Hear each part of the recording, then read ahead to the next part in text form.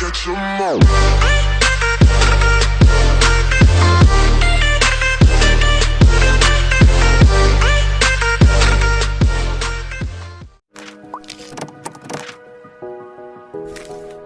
Assalamualaikum warahmatullahi wabarakatuh. Salam sejahtera untuk kita semua. Semoga teman-teman selalu dalam kondisi yang baik ya. Nah, di kondisi pandemi COVID-19 seperti sekarang mengharuskan kita untuk selalu melakukan aktivitas belajar dan bekerja dari rumah. Nah, salah satu kegiatan yang baik dilakukan di rumah adalah membaca dan menulis. Karena dari membaca sendiri baik sekali nih manfaatnya, seperti menstimulasi mental, menambah wawasan dan pengetahuan, dan dapat menambah kosakata. Dalam hal ini tentunya dapat membantu kita dalam menyampaikan pendapat dengan bahasa yang lebih tegas dan jelas, serta dapat menambah rasa percaya diri saat berbicara dengan orang lain. Namun teman-teman sendiri tahu nggak? Ternyata ketika teman-teman ingin baca ataupun menulis, teman-teman perlu tahu nih yang namanya ejaan, terkhusus penulisan partikel. Nah, kira-kira partikel dalam ejaan itu apa sih? Daripada penasaran, yuk simak video penjelasan dari teman-teman kelompok 2 berikut ini.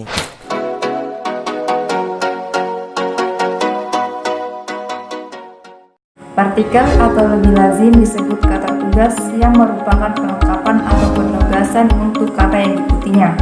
Partikel ini tidak memiliki arti jika dipisahkan dari kata yang diikutinya.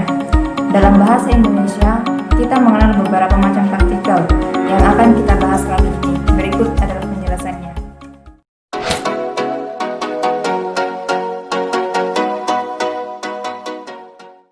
Partikel biasa digunakan dalam kalimat pertanyaan atau kalimat perintah sesuai ide.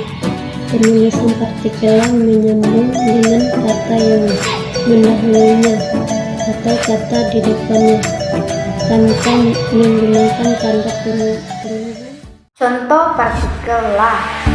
Adapun contoh partikel la yaitu: pertama, ketika kitab itu diberikan, maka sang pemberi langsung mengeluarkan seruan, "Bacalah."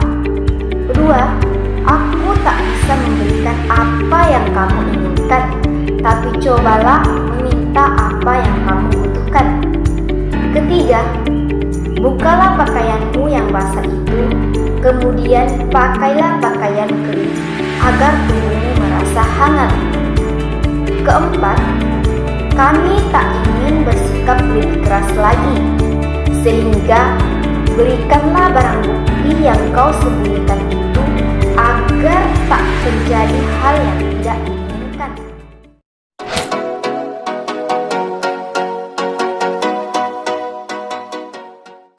Partikel K. Penulisan partikel K sesuai EYD digabungkan dengan kata yang diikutinya. Nah, umumnya partikel ini untuk menunjukkan kalimat tanya, sehingga lebih terkesan baku dan tegas.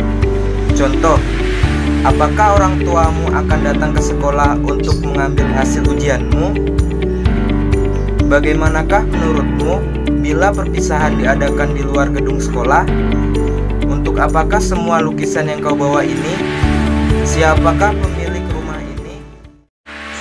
Untuk mempertegas kalimat tanya dan tidak menggunakan tanda tanya, terkadang juga memerlukan jawaban. Contoh, untuk mengetahui apakah dirinya seorang pelaut, kami dan tim mencari data yang terbukti kebenarannya untuk diolah kemudian hari. Ketika aku mengirimkan pesan kepada pembicara itu, dia menanyakan apakah maksud kami menyinggung hal itu.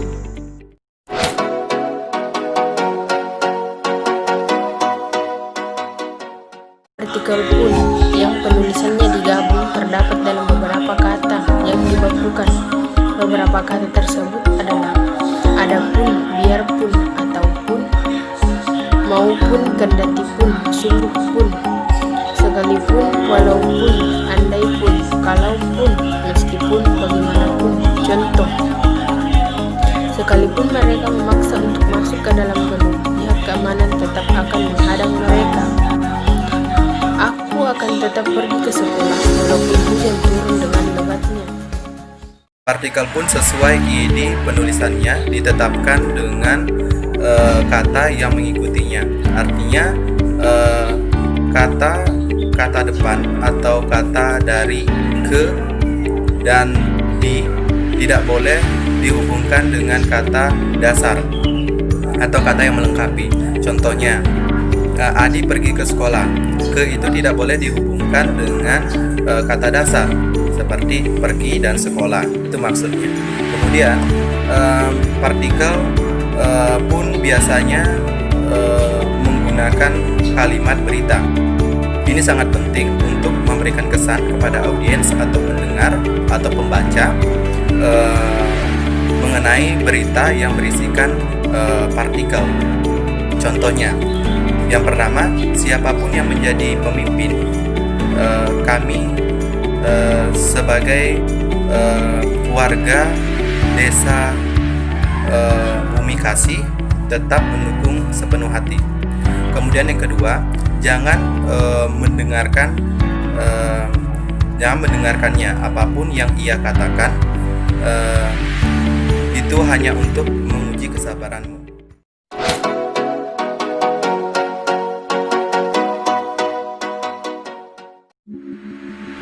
Partikel ta untuk menunjukkan kalimat berita sekaligus kalimat tanya, namun si penanyanya tidak mengharapkan jawaban dari pertanyaan yang dilontarkannya. Seakan-akan bertanya pada diri sendiri tentang hal yang diutarakan. Contoh, apakah sebenarnya hidup hingga 1000 tahun lamanya namun tak pernah sembahyang, yang merupakan pilihan agama? Apakah hasil yang akan kau dapat bila keluargamu pun tak mendukungmu? Manakah kelinci yang kau hadiah sebagai oleh-oleh untukku?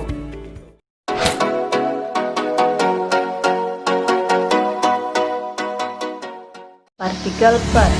Penulisan partikel per dapat ditulis terpisah dengan kata yang mengikutinya atau dapat pula ditulis serangkai atau digabungkan. Partikel per ditulis terpisah jika memiliki makna atau arti sebagai berikut. Yang pertama, menyatakan makna setiap atau tiap-tiap. Contohnya, harga per meter tanah di daerah pinggiran Tangerang sudah mencapai 8 juta. Yang kedua, menyatakan makna mulai. Contohnya, per September tahun ini, tunjangan asuransi ayah akan dibayarkan. Yang ketiga, menyatakan makna demi. Contohnya yaitu satu persatu tamu undangan mulai berdatangan. Partikel per ditulis serangkai atau digabungkan jika memiliki makna sebagai berikut. Yang pertama, menyatakan makna dibagi. Contohnya, kami sudah sepakat sepertiga dari keuntungan penjualan ini akan disumbangkan. Yang kedua, menyatakan makna sebagai awalan. Contohnya, menurut petugas kelurahan, pendaftaran EKTP akan diperpanjang.